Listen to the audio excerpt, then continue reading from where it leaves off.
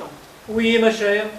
Hugues Jean, quand vous dites que ce pauvre Constant a un panari mal placé, j'ai du mal à comprendre. Qu'y a-t-il à comprendre, Luciane? Il a un panari mal placé, un point c'est tout. Mais comment peut-on avoir un panari mal placé, Hugues Jean? Mais je l'ignore, Luciane. Probablement comment on peut avoir une oreille mal placée ou une narine mal placée. Non. Bon, alors comme une voiture, ça vous va?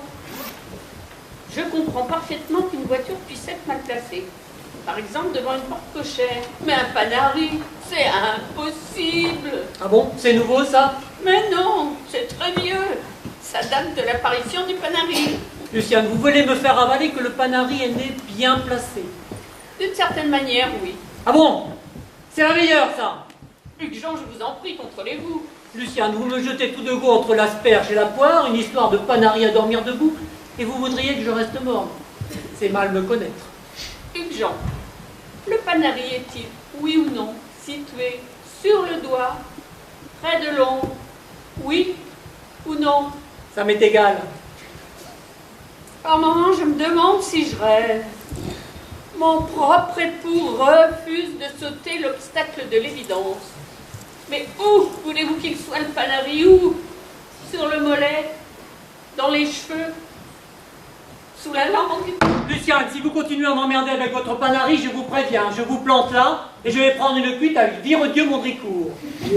Qui vous racontera pour la millième fois comment il a perdu un testicule en Indochine. Ça, vous ne vous en lassez pas. Non, parce que ce testicule, lui, était mal placé. C'est quand même plus humain que votre panari qu'il n'est soi-disant jamais. Ah tiens, le testicule du capitaine Viredieu Mondricourt était mal placé. C'est nouveau, ça. Non, ça date de la naissance de Viredieu Mondricourt. Et où était ce fameux testicule mal placé? Là. Là. Au bout de l'index.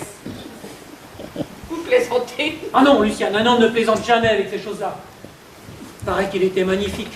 Quand il saluait ses hommes, la vue de la virilité de leur chef leur donnait courage et force. Ils se croyaient invincibles. C'était un panari. Ah non, là, je ne vous permets pas. Sur le doigt près de l'ongle, ce n'était pas un testicule, c'était un panari. Luciane, vous insultez l'armée française. Ah non, Hugues Jean, ça vous me le ferez pas gober. Mon feu père était général, je vous le rappelle. Je m'en souviens parfaitement, mais vous semblez oublier que je vous ai aimé parce que vous aviez son manteau. Eh bien, je vous le dis tout net, Hugues Jean. Mon père aurait ri. Je dis bien ri.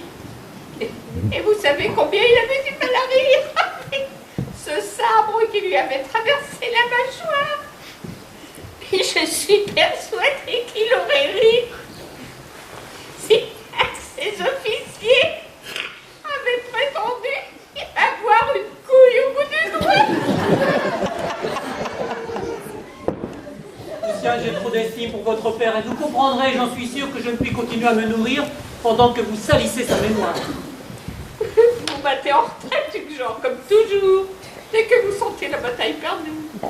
Je vous souhaite un agréable dessert, ma chère amie. J'ai honte de vous avoir épousé, honte. Vous êtes un lâche, Hugues Jean. Un lâche.